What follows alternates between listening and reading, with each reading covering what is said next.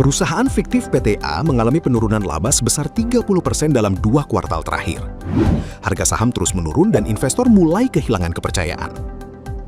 Dalam kondisi seperti ini, muncul konflik yang dikenal sebagai teori agensi. Teori ini menjelaskan hubungan antara pemegang saham sebagai prinsipal dan manajemen sebagai agen yang menjalankan perusahaan. Masalahnya, manajemen memiliki informasi lebih banyak, sehingga berpotensi mengambil keputusan yang tidak selalu sejalan dengan kepentingan investor. Dalam rapat ini terdapat beberapa peran penting. Direktur utama sebagai pengambil keputusan strategis, direktur keuangan sebagai penyusun laporan keuangan, komisaris utama sebagai pengawas utama, komite audit sebagai pengendali kualitas laporan, dan Anda sebagai komisaris independen. Tugas Anda adalah memastikan keputusan tetap objektif, independen, dan melindungi kepentingan pemegang saham.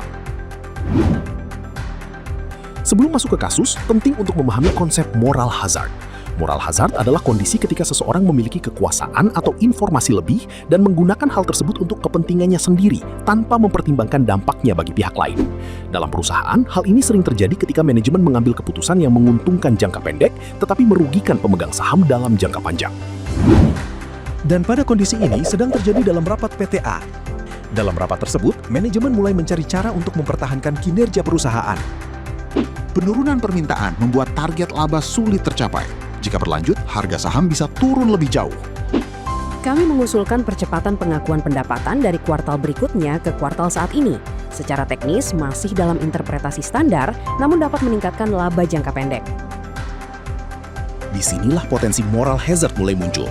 Manajemen memiliki pilihan menyajikan kondisi sebenarnya atau menyesuaikan angka agar terlihat lebih baik.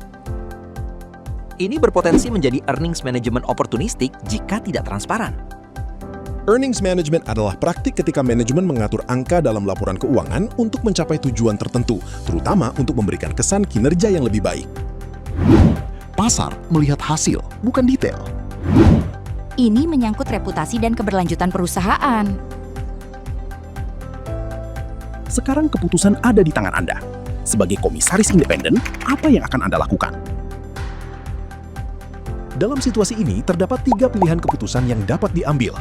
Pilihan A, menyetujui percepatan pengakuan pendapatan untuk meningkatkan laba jangka pendek. Pilihan B, menolak strategi tersebut dan menyajikan laporan keuangan secara transparan sesuai kondisi sebenarnya.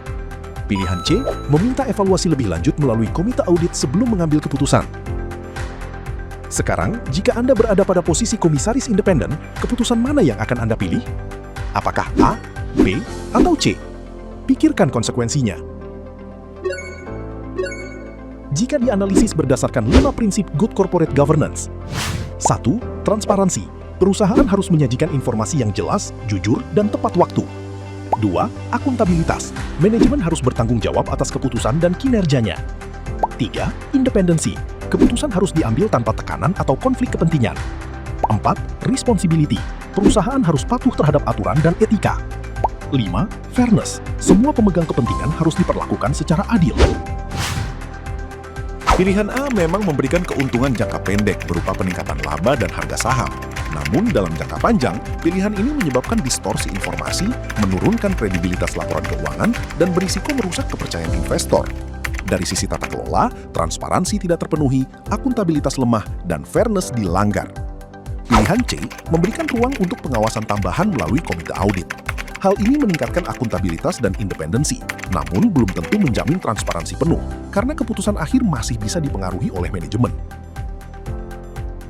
Sementara itu, pilihan B mungkin menimbulkan tekanan dalam jangka pendek, namun memastikan bahwa laporan keuangan disajikan secara jujur dan andal. Pilihan ini memenuhi seluruh prinsip Good Corporate Governance, transparansi, akuntabilitas, fairness, responsibility, dan independensi. Oleh karena itu, pilihan yang paling tepat adalah pilihan B, transparansi penuh. Karena dalam tata kelola perusahaan, kepercayaan jangka panjang jauh lebih penting dibandingkan keuntungan sesaat.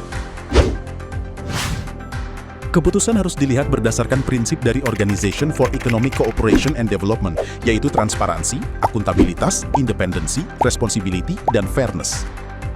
Dalam teori agensi, konflik tidak bisa dihindari, tetapi dapat dikendalikan melalui pengawasan. Moral hazard sering muncul dari keputusan kecil yang tampak wajar, namun merusak integritas.